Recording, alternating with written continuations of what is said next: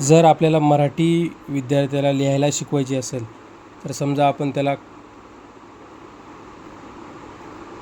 क अ ते ज्ञेपर्यंत शिकवत आहे. त्यामधले क व आणि ब हे अक्षर एकाच वेळी शिकवायला पाहिजेत. हा एक गट आहे. याची वैशिष्ट्य म्हणजे याच्यामध्ये पहिला कुठला घटक काढायला पाहिजेत याचा सराव आपण घ्यायला पाहिजेत. तर याच्यामध्ये पहिलं हा आकार छोटा काढतो किंवा मोठा काढतो किंवा असा काढतो किंवा असं करून असा काढतो. तर अशा चुका त्या विद्यार्थ्याच्या निरीक्षण करून आपण त्याला सुरुवातीलाच योग्य दिशा देणं गरजेचं राहील. आता असंच जर आपण समजा बघितलं दुसरा एक गट, यामध्ये अशी थोडीशी रेष ओढायची आणि हलवलेली पोरगी बघा, यामध्ये आपण असा ड काढू शकतो, ई काढू शकतो, झ काढू शकतो आणि ह सुद्धा काढू शकतो. तर या अक्षराचा एक गट आहे. आता विद्यार्थी काढताना कसं काढतो, ही अशी रेष ओढणार, हे असं खाली काहीतरी करणार किंवा हे असं करणार काहीतरी, किंवा ही ई काढायची असं, ही उलटी रेष, ही अशी रेष काढायची, तो इकडे ओढणार, अशी करणार रेष, किंवा हे असं पेनान पुन्हा असं इकडे हे करणार. तर ह्याच्या मुलाच्या बारीक बारीक चुका आहेत, तर त्याला त्याच वेळी आपण सुरुवातीला शिकताना सांगायला पाहिजेत. समजा त्याला ह काढायचा, तर बरेच मुलं मी असा ह काढताना पाहिलेत, असं करतात आणि असा ह काढतात, हा चुकीचा ह काढतात. आता याला जर आपण राईट मार्क केलं तर तो असाच कायमस्वरूपी ह काढणार पाहिजे. जरा थांब, शांत थांब, पक्की थांब. तर हा चुकीचा आहे. कारण काय आहे, या ह मध्ये अशी दिशा जायला पाहिजेत, ही अशी दिशा जायला पाहिजेत आणि मग हे असं करायला पाहिजे, तर मग इकडे यायला पाहिजेत. जर विद्यार्थी सुरुवातीला हा डॉट मारत नसेल बरोबर, तर त्याला हा डॉटच मारायला शिकवायचं.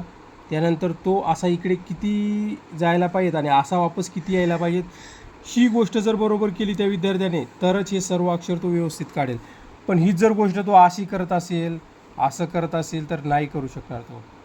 असं या पद्धतीने तो विद्यार्थी कधीही चांगला अक्षर काढायला शिकणार नाही. ह्या ज्या अक्षराच्या स्टेप आहेत, समजा मी सुरुवातीला असं म्हणलं, हे असं बारीक घ्यायचं, नंतर हे असं कलवायचं आणि असं वापस येऊन असं करायचं, तर याच्यामध्येच तो बरोबर अचूक असा ह शिकेल, नाहीतर ह शिकणार नाही. आता बघा, त्यांनी ड बरोबर काढला किंवा हे झ जरी अक्षर बरोबर काढायचं असलं, त्याला झ सुद्धा त्यातून शिकू शकतो, ई सुद्धा शिकू शकतो आणि ह सुद्धा शिकू शकतो. तर याचा मापदंड काय आहे, पहिला की त्या विद्यार्थ्यांनी ही गोष्ट पद्धतशीर करणे. जर तो विद्यार्थी हीच गोष्ट पद्धतशीर करत नसेल, तर तो यातलं कोणतंही अक्षर बरोबर काढू शकणार नाही. काही मुलं आसन हे असं करून असं करतात, तर नाही, हे चुकतंय. त्याने हे असं बारीक असं एवढ्या अंतरावर, इकडे जास्त अंतरावर घेतलंच पाहिजेत, हे असं धकवलंच नाही पाहिजेत. हे अंतर असं सरळ जास्त असलंच पाहिजे, त्याच वेळेस हे अक्षरं सुधरू शकतात. त्यानंतर अजून एक असा आपल्याला अक्षरामधला विषय बघता येईल. बघा, मुलं असा असा काढतात, हे असं, काही मुलं लगे असा काढतात. तर याच्यामध्येही बघा, हे चुकीचं आहे. तर याच्या बाबतीत कोणकोणता गट करता येईल आपल्याला. पहिला अक्षर आहे ख, दुसरा अक्षर थ, तिसरा अक्षर य. तर हे 3 अक्षरं आपण विद्यार्थ्याला सोबत शिकवू शकतो. हा या अक्षराचा गट आहे. बघा, आता विद्यार्थी याच्यामध्ये काढताना ज्या चुका करायला, तर त्याला आपण काय समजून सांगू शकतो की त्या मुलांनी यसाठी एवढ्या खाली येऊ नये, य काढायला एवढ्या खाली असं येऊ नये. इथं चुकलेला आहे तो विद्यार्थी, त्याने इथं वरच करायला पाहिजेत. असं यातलं कोणतंही अक्षर काढत त्याने असं वरच करायला पाहिजेत. वर कळल्यानंतर असं खाली यायला पाहिजेत, खाली येऊन असं थोडंसं वर जायला पाहिजेत आणि मग अशी रेष ओढायला पाहिजे. तेव्हा तो य असा आकारबद्ध बनतो. बरोबर. याला जर आपल्याला थ काढायचा असेल, तर असा वरच करायला पाहिजेत. त्यानंतर तो असा खाली येऊन असा वर जायला पाहिजे, तरच तो थ आकारबद्ध बनतो. ख काढायचा असेल तर असा पोरं ख काढतात आणि आपण याला बरोबर म्हणतो. चुकतंय त्याचं, तर हे इथेच कळायला पाहिजेत. ही गोष्ट इथे का कळवत नाही, ही त्या विद्यार्थ्याची शिकायची पहिली स्टेप आहे. जर हीच एक स्टेप बरोबर करत नसेल तर त्याला पूर्ण ख का शिकवायचा.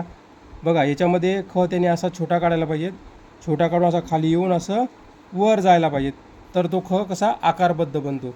तर अशा ज बाबत, ज्ञ बाबत, च बाबत जे असे अक्षराचे गट आहेत ते एका टायमाला आपण शिकवू शकतो. तर अशा पद्धतीने शिकवलं तर विद्यार्थी कमी वेळात खूप चांगलं अक्षर काढू शकतो. अशी शिक्षकांनी KG1 KG2मध्ये शिकवताना खूप काळजी घेतली तर पुढे ते विद्यार्थ्याला सोयीचं ठरतं आणि त्याची वर्ष 2 वर्षाची 3 वर्षाची जी वह्या घासू मेहनत वाया जात असते ती वाया जात नाही. ठीक आहे, कर्कट.